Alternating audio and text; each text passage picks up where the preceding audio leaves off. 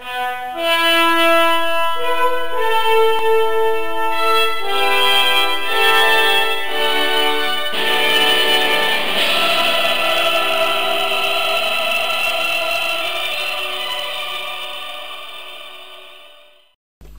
origines de la Bible. Deuxième partie, les manuscrits de la Bible. Nos traductions françaises de la Bible constituent en elles-mêmes de véritables œuvres littéraires. Mais la Bible, bien entendu, ne fut pas écrite à l'origine en français.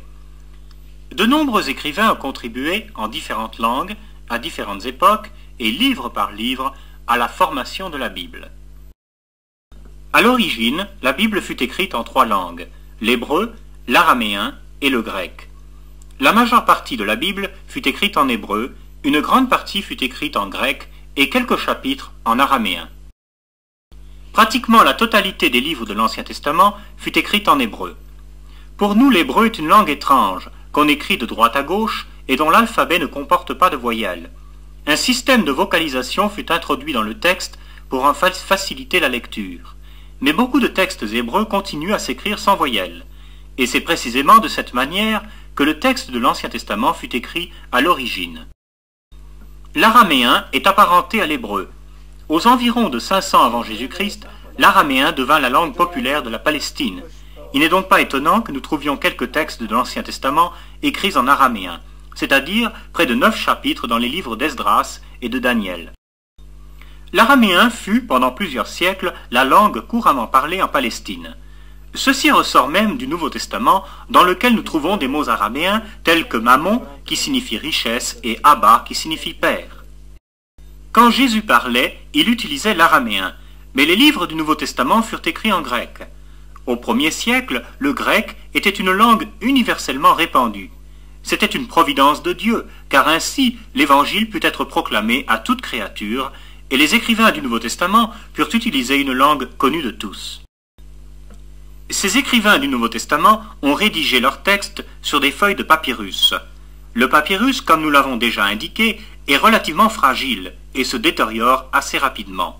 Par conséquent, ces textes originaux, écrits sur du papyrus au 1er siècle, furent vite inutilisables et ne sont plus disponibles actuellement. Cependant, cela ne signifie nullement que notre Nouveau Testament n'est pas une reproduction fidèle de ces textes originaux. En effet, nous disposons de plus de 5000 copies ou manuscrits, partiels ou complets, faits à partir des originaux.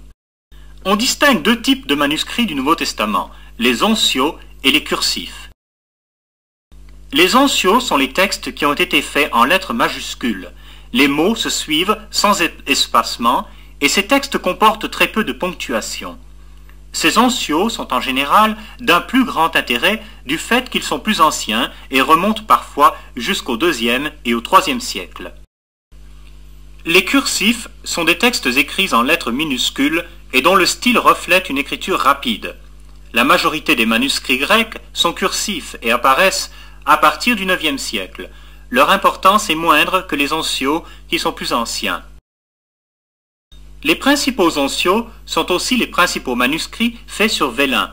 Ce sont des copies complètes ou quasiment complètes du Nouveau Testament. Le Codex Vaticanus, le Codex Sinaiticus et le Codex Alexandrinus. Ces manuscrits datent des 4e et 5e siècles. Comme son nom l'indique, ce manuscrit se trouve dans la bibliothèque du Vatican à Rome. Le Vaticanus est sans doute le plus important des 3. L'existence de ce manuscrit était connue depuis longtemps, mais les autorités romaines ont permis la divulgation de son contenu seulement à la fin du XIXe siècle. À Londres, le British Museum est riche d'une immense collection d'objets de toutes sortes qui ont un rapport avec l'histoire de la Bible. Ici, dans la salle des manuscrits, nous avons 2 autres onciaux d'une importance capitale, le Sinaiticus et l'Alexandrinus. Le Sinaiticus fut découvert par Constantin Tischendorf dans un ancien monastère situé sur le mont Sinaï. En examinant de près ce manuscrit grec, on découvre une écriture très bien faite et très lisible. Chaque page comporte 4 colonnes d'écriture. L'Alexandrinus fut le premier manuscrit oncial à être connu. Ce très beau codex fut offert en l'an 1627 au roi Charles Ier d'Angleterre. Ces trois codex, le Vaticanus, le Sinaiticus et l'Alexandrinus, sont les principaux témoins de notre texte actuel du Nouveau Testament. Âgés et bien usés, ce sont des documents les plus précieux de la chrétienté. Ces trois manuscrits et quantité d'autres peuvent être consultés sous forme de livres ou de microfilms. Voici Karl Luthi, célèbre pour sa collection de Bibles rares, dont il a fait don à la Bibliothèque nationale suisse. Tous ces manuscrits, toutes ces Bibles sont importantes pour ce dont ils témoignent. Certains sont d'un intérêt tout particulier. Par exemple, le Codex Ephraimi, manuscrit dont le texte d'origine est une copie du Nouveau Testament faite au 5e siècle.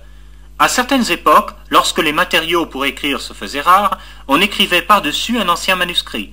Malgré le mauvais état du manuscrit, on a réussi à restaurer ce texte du 5e siècle.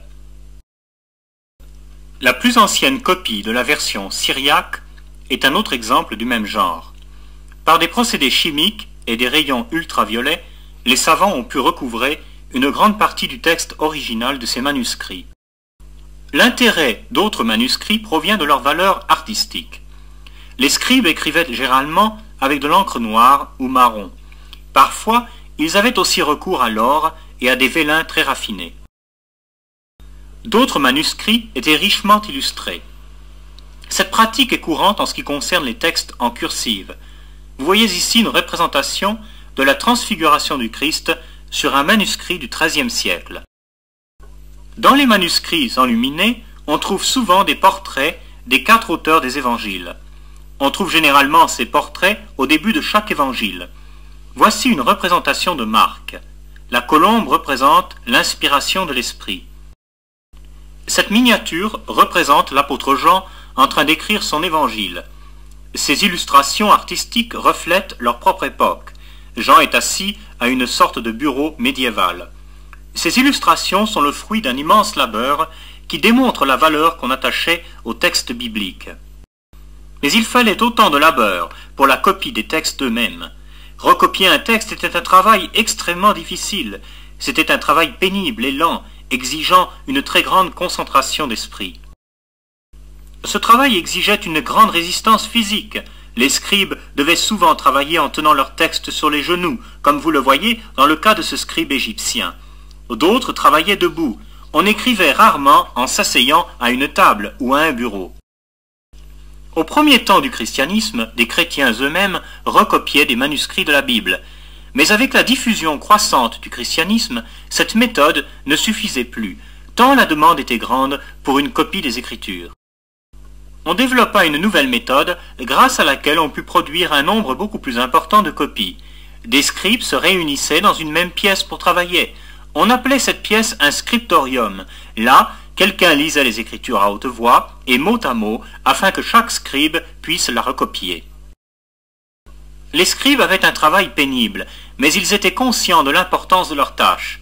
Sur un manuscrit, un scribe écrivit ceci: « Il n'y a pas de scribe qui ne meure, mais ce que ses mains ont écrit demeurera toujours. » Les scribes étaient aussi très conscients de l'importance de recopier fidèlement les textes.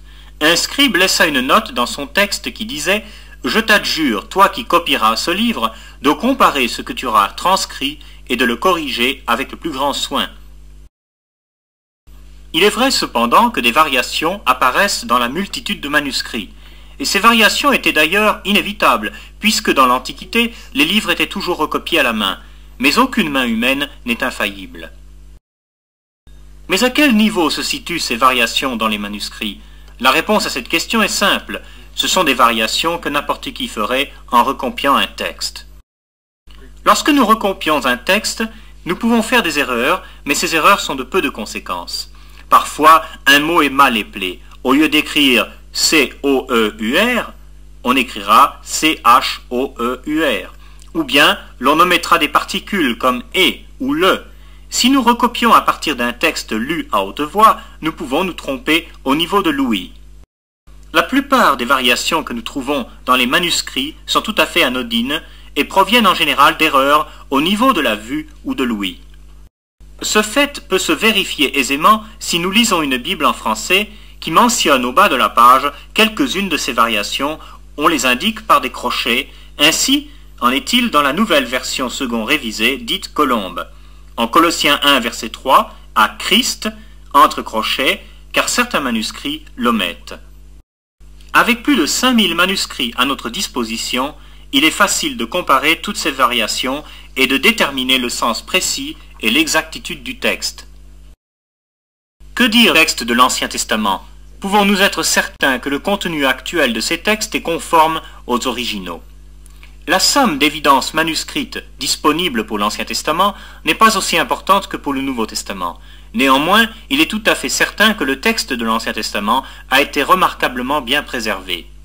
Les manuscrits de la mer Morte, découverts dans les grottes de Qumran par un jeune berger, constituent un exemple frappant de cette préservation du texte de l'Ancien Testament.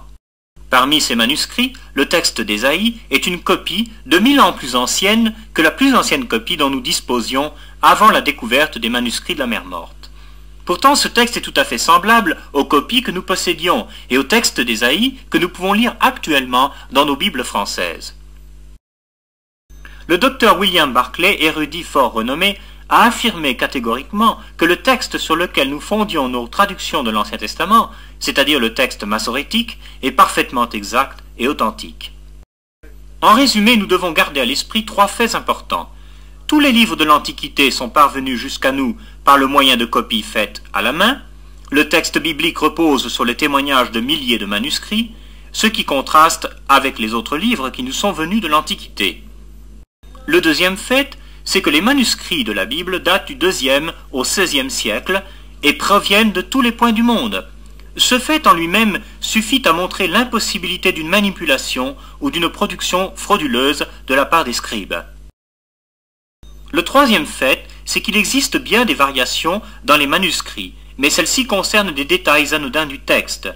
Et l'abondante quantité de manuscrits permet, par comparaison, de déterminer le degré de ces variations et leur portée exacte.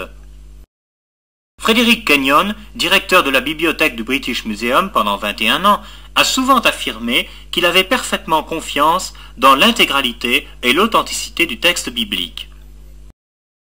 Kenyon a dit ceci: « Le chrétien, sa Bible à la main, peut dire sans hésitation et sans crainte qu'il tient en main la parole de Dieu, transmise sans aucun changement substantiel à travers les siècles de génération en génération. » L'évidence en faveur de l'authenticité du texte biblique est donc de nature à nous assurer que ce texte est le même qui fut écrit il y a des siècles de cela.